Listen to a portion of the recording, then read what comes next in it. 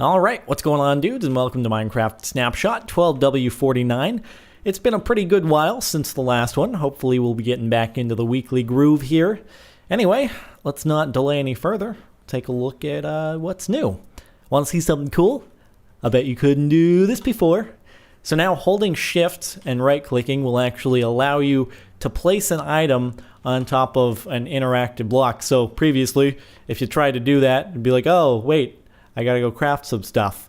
But now, holding shift, and it's actually funny that this is now implemented because that mechanic was used in the necromancy mod for spawning your mobs at the summoning altar.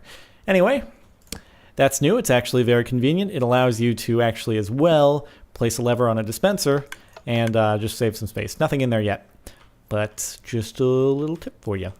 Also, we've got nether brick slabs now. I'm just going to place everything on the workbench because why not? So nether brick slabs, these are new. They were highly requested just for the sake of continuity since most things have their slab variants at this point. And that's it for the pretty small changes. So let's move into the more major ones. All right, so on over to our enchantment table. If we add a book in here, you'll notice that the enchantment menu is now active. Previously, you weren't able to enchant books, and you might be thinking, well, why would I want to enchant a book, period? So the way this works is that, let's say you don't have an item built, you don't have diamonds, but you want to actually save an enchantment and apply it later. Say you're traveling somewhere, you want to find some diamonds, and you want to maybe enchant that book out there while you're traveling. Well, you can enchant the book. So randomly, we happen to get protection 3. You can actually go into your menu and search for book, and now you get a lot of lists of every different possible enchantment you can get on your books. As far as I know, you can only get one enchantment at a time on a book, as opposed to when you enchant something like a weapon, you can get multiple enchantments at a time. Anyway, let's now head on over to our anvil, and we have a diamond sword here. We can actually combine this with our book, and it'll give the enchantment to our sword. Obviously, it's going to cost you, but not that much relative to what anvil costs can be. So now, take our diamond sword out, and it has protection 3 on it. So, there you go. You can now enchant books, and later on, apply those enchantments to your weapons. So, pretty nifty. All right. Now let's move on into the biggest addition, which is fireworks. So, as I'm sure you noticed when I opened up my inventory these few times so far, I had a lot of stuff in there. So, fireworks, good God, there are a lot of different variations that you can make, and it would probably take years for me to actually go over every single one in a video. Just all the different permutations and combinations and whatnot. So, brief overview here. The way you craft a firework is first you have to create the star.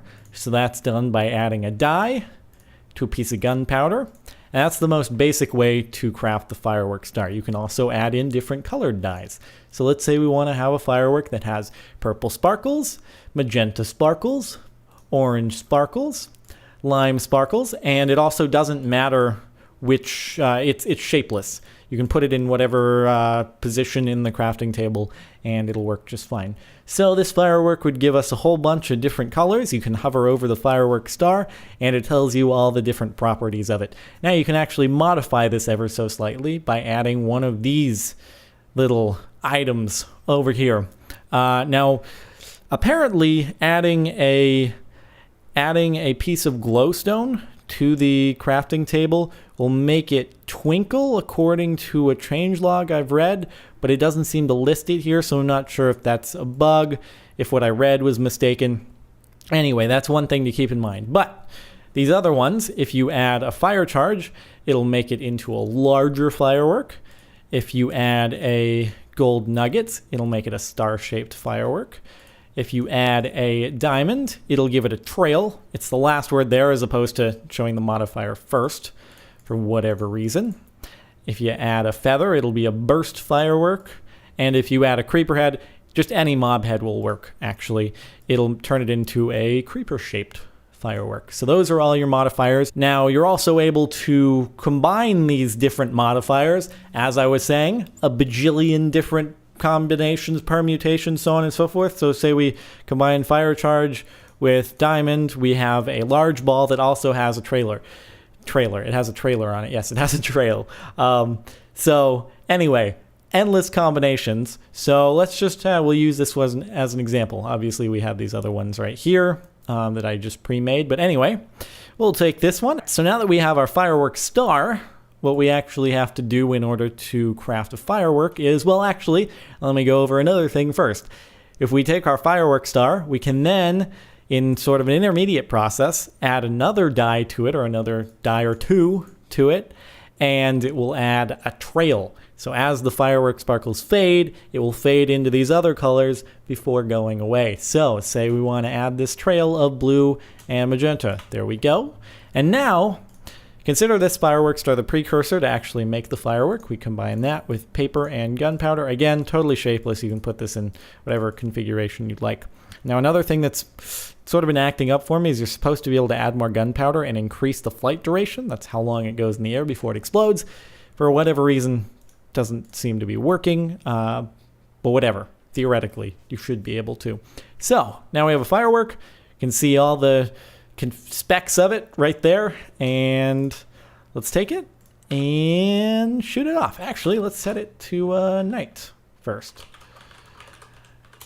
Should make it a bit more dramatic. So, here we go with the sun setting. We can put this thing down and boo! Yeah, look at that. Look at that firework.